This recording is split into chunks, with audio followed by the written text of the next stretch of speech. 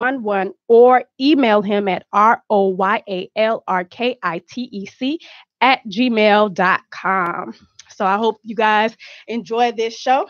We're going to go ahead and get started.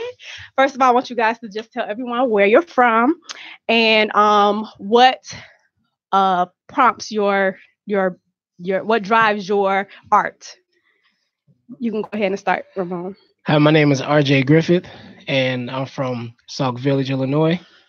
And what drives my singing and songwriting is just the passion behind it, the being able to connect with people on a different level through the words that I sing, and also the drive to make sure my wife know how to work again. All right, now that's beautiful. I am strong black woman. Most days I rock, other times I roll. Sometimes I have to stop, but like concrete sheet, I don't fold. I am royal, skilled, and filled with will and truth, to say the least. Whose once broken soul could never be beat? I'm yin with yang, beauty and the beast. Wearing the right size of audacious on my feet.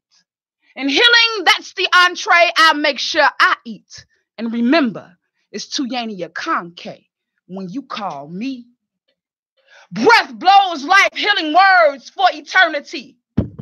Is this mic on? Can y'all hear me? Because it's with divine eyes you will see the God oozing out of me. And this pretty body, it's not mine, it's only temporary.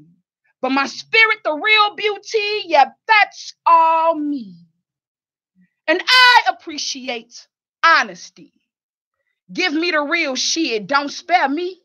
Because I combat insecurity with the fist of reality that folks are human just like me. And I'm 12,000.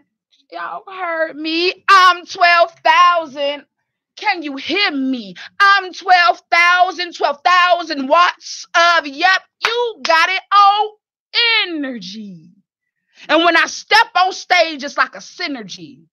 And my words to the bullshit move like machete. So get ready, this poet rocks your world. Go ahead, let your soul vibe with me. The power of my solar plexus makes my life bleed, achieve Sophia chakras, open up, keeping divine light. Sophia chakras, open up, feel your chakras open up, keeping divine lights freely flowing.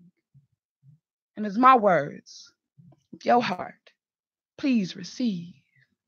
My name is Tuyania Conke. I'm from the west side of Chicago, Illinois. I'm 30 years old. I'm an educator. I am a published author. I'm a CEO of a company, Truth Inspires You. I'm love, I'm peace, I'm understanding, I'm trust. And all of the things that I just said are the reasons why I'm here. That's why I'm alive. That's why I'm passionate. That's why I'm ready to do the work that I was born to do. What's up, y'all? Hey. See, I told y'all, I brought her here to blow your mind. This is the last day officially of National Poetry Month, but you know me, I love poetry, so you guys will get a lot more poets and artists on this show, Everyday People radio show. You will definitely see more of Tuyani and other artists like RJ. All of us will be in the house making your day every day, every Wednesday, 5 p.m. to 6 p.m. Ramon, you're an athlete, singer, songwriter, co-owner and administrator, and chief audio engineer at To Be Continued Production. What is one of your biggest musical influence, or some of your biggest musical influences? I would have to say Michael Jackson, James Brown had a huge impact on my musical contribution, in life. But the biggest influence I ever had growing up was Jamie Foxx. And I learned by watching this TV show and imitating, all the songs that he had made previously that no one knew about. And I learned how to run and all of that and be R&B like Jamie. Okay. Okay. All right. So what's one of your favorite Jamie Foxx songs? Oh man, it's a lot. If I had to pick, I would say In Love by Now, off his most recent album. Okay. Do you know it? Yes. Can you sing a little bit of it for us? Awesome. So excited. I'm supposed to be in love by now. By now. It's been so long for me. I don't know how. By now. Been drowning in the sea of broken vows. Right now. But I'm supposed to be in love by now. By now. Woo! Yes, I wish I could do that. Right. Vocals on fleek. Thank you. That's what's up. Did you always know you wanted to perform in front of crowds?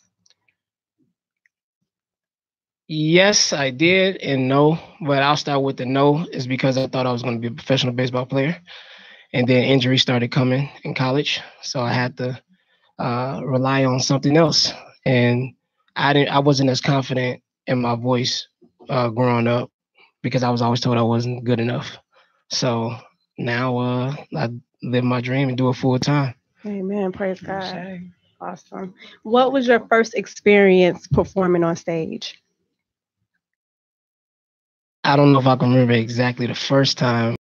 I used to do To think about plays. it. I used to do plays growing up, but the first time I remember singing was I was at summer camp and I liked this girl, and so she could sing really well, and they asked, who want to sing with? Her name was Perry. Who wants to sing with Perry? I was thirsty. I was like, I do, and so I didn't know what I had just got myself into, and to make a long story short, I ended up singing a solo with her. I didn't win her over, but I discovered I was able to sing, and that was the first time I actually sang a solo in front of people. Nice. Awesome. Nice. Tuyani, published author, entrepreneur, and founder of Truth Inspires You Educational Consulting, and you're a member of EPIC Poetry Team. Indeed. Tell us about EPIC. Okay, well, I'm a little bit removed for right now, working on a lot of my own individual projects. Epic, when I first walked into Epic Night Open Mic, it was beautiful.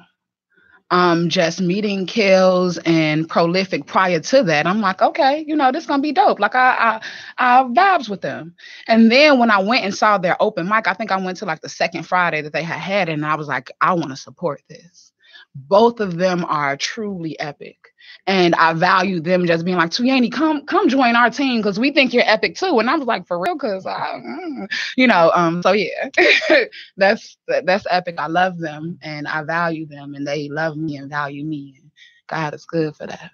Now, off the top of your head, I know you weren't ready, but do you have the information for Epic? Like, can you give the address and the days? Yes. Okay. So I am the director of mission, vision, and youth programming at Lax Energy Works, which is located 2237 South Michigan.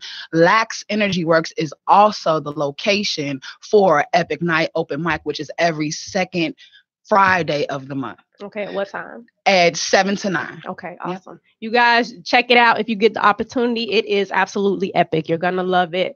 It's a great experience. Indeed. Yes. I love that place. I want to talk about something that a lot of people deal with on a everyday basis. I want to talk about your struggle, particularly with your weight. You talked about that before. Yeah. Were you ever, well, obviously you don't have that issue now, but were you able to identify the cause of your past dilemmas with weight? Indeed. So I started losing weight. So on my audiobook called Let Me Be Free, one of the songs on there is Overweight and Great. And it talks about, not songs, but stories. It talks about my journey with being overweight and how difficult that was for me throughout the years. I grew up in a household where there was a lot of love and a lot of cornbread. Okay. And my mother was not in my life. And so my grandmother and my father and my grandfather, they just nurtured me, and they fed me good food. But in our communities, we don't always understand that even though it's good food, is from the earth, like it's organic, whatever the case may be, the carbs, the extra processed foods, the breads and the rices, all of that continue to add. So I even remember being in elementary school and starting to feel my roles come. And thinking that since my grandmother is a heavyset woman, her mother was a heavyset woman, I in a family with heavyset women, I had always just been the bigger one my entire life. I thought that was supposed to stay, and I did not know how to lose weight. I thought that was my identity, and that's how I was supposed to live. And I went away to school, and I was practicing for my probate show. I'm a member of Zeta Phi Beta Sorority Incorporated. Okay. Was good, Z fight. And so while preparing for our probate show, I lost 15 pounds.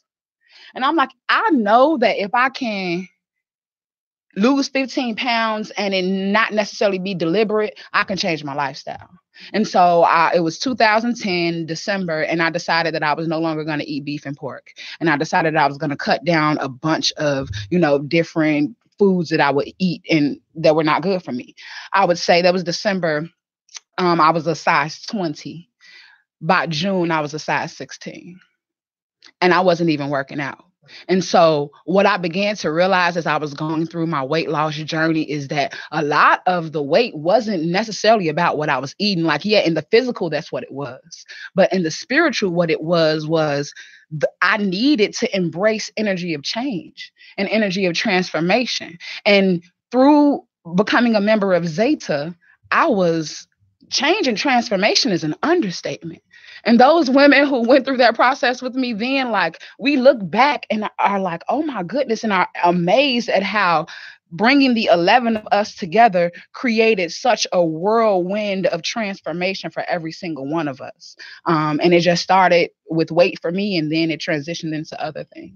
That's awesome. Mm-hmm. So when talking about your weight, you go very in depth and you're very keen and you know exactly what you're speaking about. Mm-hmm. Do you talk about this with other women, or I know that you do a lot of things with younger females? Mm-hmm. So I do personal consultations with women called Heal Her Consultations, where I'm a healer because I have healed myself. I don't proclaim to heal other individuals. I am an educator. I educate men and women alike on how to build a toolkit to heal themselves. Because that is what the healing process is. We go to church expecting the church to heal us, but the pastor can't heal us because we have to make the decision to do the internal work. And so I one-on-one work with women specifically, but I can work with men on getting to those places of depth within ourselves. And so I'm able to facilitate that process with women because I went through a 9-month rites of passage. It was African centered. I was in Washington, D.C. My clan and I will forever be connected. And I have 3 degrees. That was the hardest work I've ever had to do in my life. Wow. That's absolutely beautiful. Ramon, you recently spoke at the Urban League for the annual team conference about what was your topic and how was that experience? My topic was entrepreneurship and creative arts for music. And it was an amazing experience. I was on a panel with 2 other gentlemen, a pastor who came up under Brazier. I can't think of his first name right now, but it's okay. And then he's done a lot in this community. He had a long resume. Actually, when he introduced himself, it took him like 10 minutes. And then the other guy was the first Black young exec at Center Space Studios downtown, where they filmed The Shot, all of that. So I was intimidated by their credentials. And come to find out after, I told the kids, I said, look, after he gave his bio, I said, I really don't have much. And I just kept it real with them and told them, my story. And the crazy thing is, when we opened it up for questions, all the kids only asked me questions. Wow. Mm-hmm. So it was a great experience. And they asked me to MC the event. And it was my first time doing it. So I did that, and our panel was full. So I can't wait to do it again next year. Okay. So the kids more identified with you just being straightforward and being maybe closer to their age? Yes. Were the other panelists closer to their age as well, or were you the youngest person? I think I probably was younger than those guys. Both of them were in their 30s, I'm sure. Okay. What was the most intriguing question that they asked you? Like the thing that interests the kids the most?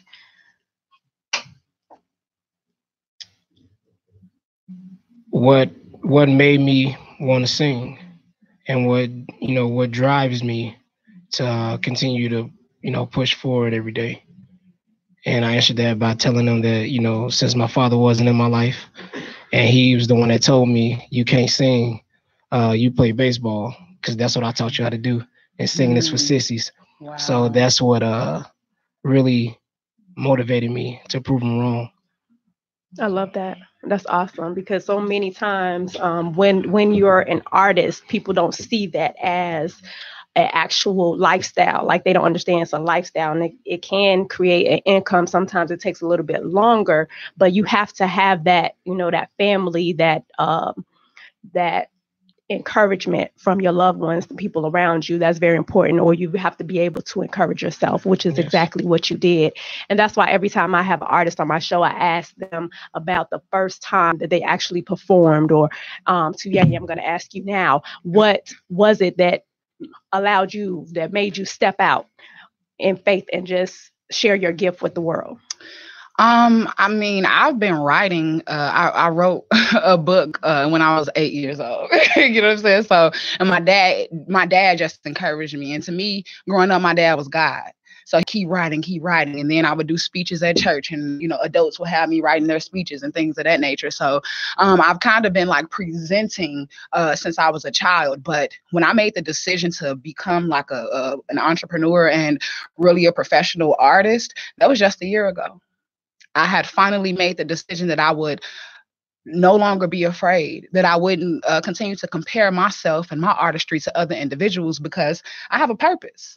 And no one can be compared to another individual, because we literally all have a purpose. And I know that I was here to be a modern day griot. I'm a wordsmith. I tell stories. And a lot of people say, she's so dramatic. Like, I love that I'm on Everyday People Radio, because we're all so dramatic, right? When you alive to life, you feel it. You engage with it. You engage with people. You show that you ain't afraid to love yourself. I trip, I fall, I get up, I dust myself off, adjust my glasses because they be fly, and I keep going. You know what I'm saying? And and it has taken so long to get to that point. But like, I was just like, I'm gonna take this step forward. I don't see the pavement, but I'm just gonna keep stepping. And now I'm here sitting with you. Yes, absolutely. What are some of the who are some of the artists that have inspired you? Okay. So first things first, I remember being at my daddy's girlfriend house listening to Lauryn Hill and Erykah Badu. Okay. I didn't know what it meant to be Afrocentric. I was just like, I love this. I'm just vibing. And my dad is real old school. So Curtis Mayfield, all the oldies. My daddy still got his record player. Okay. With records, so I would say the oldies, Curtis Mayfield, Al Green, Marvin Gaye, and currently, Erykah Badu, Lauryn Hill, because they've gone through healing processes in front of the world. Yes. People talk about Lauryn Hill all the time, talk about her being crazy. That woman is healing, and she is unapologetic about it. And the thing about it is, like, as an artist, I had to decide, I don't give a damn who supports me. I don't care. My mother, you know what I'm saying, with a lot of my book, a lot of it is about my traumas growing up without a mother. My mother doesn't support my work, but I got to keep going. My father didn't really understand. He came out to see me perform, and now he's like, all right, I'm talking to people. My sisters, they like, I don't know, my they call me by my birth name, and they're like, I don't know, girl, you be doing all that weird stuff, but come with us because we want to go out for breakfast, and like, and now people are starting to support me because they first see that I was audacious in supporting myself. And I know, like, when like, you knew you needed to sing, right? So you was like, all right, I'm going, yeah, woo, woo, woo. I'm going to figure it out. I'm going to get there. I'm going to work it out. And it's like, I know I've been spitting every time I speak. People are like, I like your voice. I be like, okay, And once I believed in the gift of my voice, man, God has shown me nothing less but of blessings and of grace and amazingness. Awesome. Now, RJ, you've been a writer? Have you always been a writer? Some people, it's something that triggers them that causes them to write, and some people are like me and like Suyeni that has always written. Was it a trigger for you, or have you always been a writer? I think it was a mixture of both. I mean, I used to write growing up, but the songs sucked back then. And then as I started to take music more serious, I was like, okay, I got to start, really writing my own stuff. And I also have a team. So, Okay. but yeah, I can do both. So you kind of collaborate with your music. Okay. Earl, do you possibly have that song ready for us, Good Day? We're going to go ahead and take a little music break and let you guys enjoy Good Day. Every day I'm blessed. Yes. Wake up in the morning. Feeling good, feeling great. I said every day I'm blessed. Wake up in the morning, make the bed and say a prayer. Hop up in the shower, brush my teeth and do my hair. Hey, and put some clothes on. It's time to get my day going. No need to be stressed. I got air in my chest. My life has a purpose. Today will be worth it. Feeling good, feeling great. It's gonna be a good day. My life is full of purpose, so you can't tell me nothing. Feeling good, feeling great. It's gonna be a good day. My life is full of purpose. I ain't afraid of nothing. Oh my God. Excuse me, negativity. I say you're a liability. You can miss me with that energy. Positive vibes, no in between, yeah. I'm in my zone like a referee, yeah. Now watch me do my thing, yeah. Watch me do my thing. Watch me chase my dreams. No need to be stressed. I got air in my chest. My life has a purpose. Today will be worth it. Feeling good, feeling great. Feeling good, feeling great. It's gonna be a good day. My life is full of purpose. Life is full of purpose. So you can't tell me nothing. Feeling good, feeling great. Feeling good, feeling great. It's gonna be a good day. My life is full of purpose. Life is full of purpose. I ain't afraid of nothing. Why you stressed out? Why you worried about those things? Life's too short. You should be enjoying life. Somewhere in the world, a baby was just born. Somebody just got married. Just enjoy life. We were all put on this earth for a bigger purpose, much deeper than ourselves. Find your purpose, you'll find your true happiness.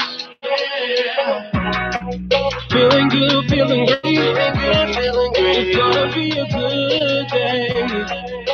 Your life is full of purpose, life is full of purpose. So I can't tell you nothing. Feeling good, feeling great, feeling good, feeling great. It's gonna be a good day. Your life is full of purpose, life is full of purpose. You ain't afraid of nothing. Welcome back. You are tuned in again to Everyday People Radio Show, an iHeartRadio station with IntellectualRadio.com. I'm so glad that you are here and enjoying us. That was RJ Griffith, and that song is called Good Day. RJ, can you give us a little more background on the song Good Day? How did you come up with the concept of that song? Okay, so in October of 2016, I was cut from Chicago Public Schools as an educator. So I was unemployed throughout all this time, and I still am. But I was like very depressed, and I was just beat shopping one day last July, and the first beat I clicked on was this beat. It was called Good Thing, though. and I just started freestyling. I was just like, no need to be stressed. I got air in my chest. My life has a purpose. Today will be worth it. And I was just like, oh, that worked. And I wrote the song in 10 minutes because I was like, no one was there to tell me, to pick my spirits up, telling me like, you're great, you're gonna make it, because it was a lot. And being married and not having a job, all of a sudden that creates a bind, and people just weren't encouraging me. So I was like, the world needs to hear another song like this, like For Real's Happy. And a good day was birthed. Yeah, that was the God in you. Beautiful. Now, with A Good Day, you also did a dance challenge with some awesome young men, one of them being my offspring. Can you tell us about that whole connection and the how do you get into the dance challenge? Okay. So one night I had a dream, and I had a dream like that I had a good day dance challenge, and it included, they're called Legal Motions, and including the April Sun, Brandon, or Kid, Ko, right? Kayo Kid See, Kyo Kid. and I'm sorry. KJ And everybody Finn. else, yeah, they got weird names. So, so, and I had a dream that we were on Ellen and just different stations. And I remember I wrote you and I told you about the dream. And then I wrote Brandon, and I was just like, look, I don't know why this came to me, but you got to do this dance challenge. And they did the dance challenge. And last Thursday, it was on ABC 7. And after Terrell Brown did that and posted it, and then he played my song at the end of the newscast to end it off, and the video went like semi-viral, and it's still racking up views and shares today. I get notifications every day. And you can be in the dance challenge by tagging at RJG Music, hashtag Good Day Dance Challenge. And you can just, do your favorite dance, be goofy, do whatever, just have fun, and just make sure you tag me. And then there will be winners chosen, and you have to do the video in order to be chosen, though. And I'm not going to tell you what you're going to get, but I can tell you that you will get one item, which will be a Good Day clothing line merch, because I do have a clothing line out now. And it may be some money involved. You just got to do the dance challenge. Do the dance challenge. Hey. Yes. Yes. Now, to Yanni, you are a beast woman. Can you talk about Beast Women? Yes. So I performed at Beast Women for Beast Women at the Prop Theater. Was that April 8th? Woo, it was a dynamic experience. And I'm gonna be honest about why it was dynamic. It was dynamic because I was one of two Black women in the space.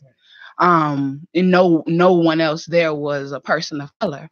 And to be received with such light, love, and just gratitude for my talent was a blessing. We live in a society right now where the race issue is amplified, and a lot of times we don't realize and see the bigger picture. That, like, yeah, the race issue is what it is, and there's some fallacy within how we function within it. But above that is the human spirit.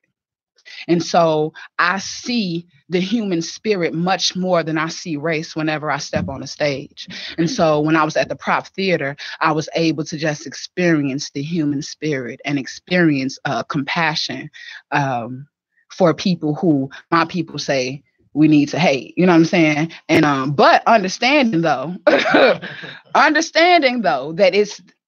we still need to look at, you know what I'm saying, the race, but in a different light. And I just want to thank Beast Women and just the Prop Theater just for allowing me to be there. It was beautiful, and I'm going to audition again. Okay. So when you did Beast Women, were you also with Black Butterfly? Was that your other? Black Butterfly was sick that night. Okay. So she ended up having to reschedule for another show because Beast Women is a series of multiple shows. Yeah. So who was the other artist that was? She wasn't an artist. She was just in the audience. She was an audience member. She had done Beast Women like a couple of years ago. Okay. Or maybe a couple of seasons ago. She just was like, yo, I'm here because I knew somebody was gonna need the support. Beautiful. Yeah. That's great. Now, because of it's so much going on, there's so much negativity towards a lot of Black men, I kind of want to highlight your dad, because you talk about your dad a lot. Yes. So I want to kind of highlight him, shed some beauty on our Black men. Can you tell us about, do you have any other siblings at all? I have 6 sisters and a little brother. Wow. But I was raised as an only child. Okay. Can you talk about the way, your upbringing with your father? Yeah. So it's interesting. I was looking at a picture of, like, it was a family picture, and my dad is 6'6" tall, right? But I'm like a toddler, a baby, and my dad is like leaned over in a real uncomfortable position, but he got me in his hands, like I ain't gonna fall, and I kind of look a little uncomfortable, but like I'm good. I look secure, you know what I'm saying? And so my dad is God for me, and I say that because when my mother began to experience what she began to experience with her addiction, my father was just like, well, what about my baby? You know what I'm saying? Like, how is my baby gonna be? And so immediately he begins to go through the process to get full custody of me. It was difficult. My father used to carry my hair in bags because, due to the neglect, my hair would fall out. I had psoriasis. It was a really trying time for him. And I had been the first child that he actually had gotten the opportunity to raise from birth until, now, to be quite frankly. And it was traumatic for him, but he kept pushing, and he made sure that I felt as normal as possible. And so there was never any negativity about my mother in my house. He would sit me down and teach me how to write her letters. There was my father. It has a strong voice, really a big man. If you've gone to the Water Hole to see me perform, you saw him there, because my father has spent my whole childhood at the Water Hole. So when they had an open mic there, I was like, Daddy, they got an open mic there, I'm gonna go. And so every time I went, he was there. And that just spoke volumes to me, because my dad ain't really into my spiritual stuff. He always tells me that he thinks I'm doing voodoo in the back room somewhere. We joke about that, but he stands front and center all the time. He's a great man. He has been single off and on my entire life. He still lives as a single man, and like he protects me. I'm 30 years old, and my dad still leaves the light on for me when I come home in the park. When I moved back home to Chicago 2 years ago, I'm like, well, I don't know, Daddy, I'll probably get an apartment. He like, you can stay at the house. We bought the house because you was born. And like talking about my daddy, like, would bring me to tears, because he has healed with me too. Because my father was extremely strict, very strict. He was raised by my great grandfather, who grew up. He grew up a generation out of slavery. So my father was raised in a very, very militant household, and sometimes it had gotten a little abusive. And then, he comes to Chicago by way of the Army. He spent 6 years in the Army. So you come up in the militant household, and then you go into the military. And, he still is neat as I don't know what, but he instilled a lot of discipline in me, a lot of truth. I was not daddy's princess. You are my daughter. You gonna do what I say, and you gonna do it with truth. You gonna be right, and you gonna respect your elders. Don't play with me. It was one of those. Mm-hmm. And so, I grew up scared of my daddy too. You had a fear of God. You get what I'm saying? Yes. Right. But it was a good fear. Yeah, he got such a soft heart. And, he sat with me in our backyard for 3 hours last year and was willing to talk through the traumas and tell me the truth about it all.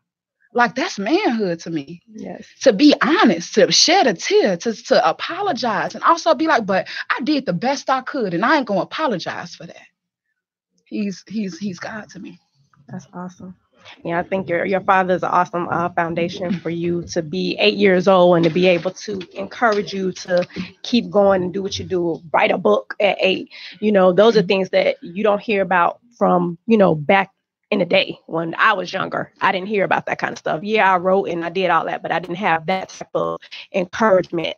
And I think that's awesome. Your dad is the bomb. He rocks. We love you, Daddy.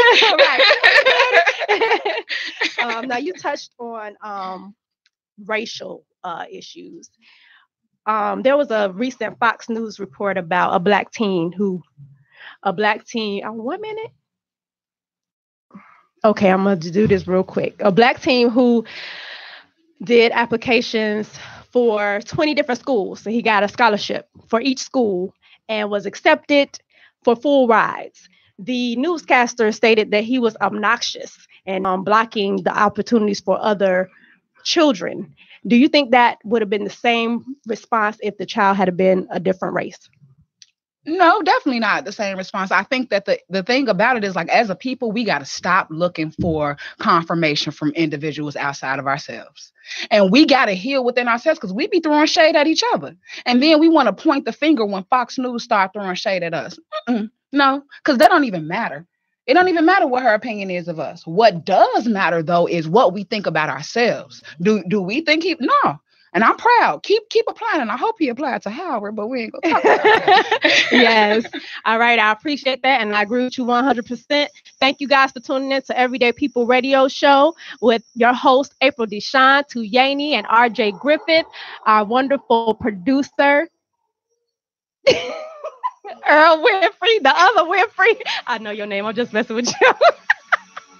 You guys, I'll see you next Wednesday, 5 p.m. to 6 p.m. Everyday People Radio, Intellectual Radio, and iHeart Radio Station. Peace out. Peace of life. Love and poetry.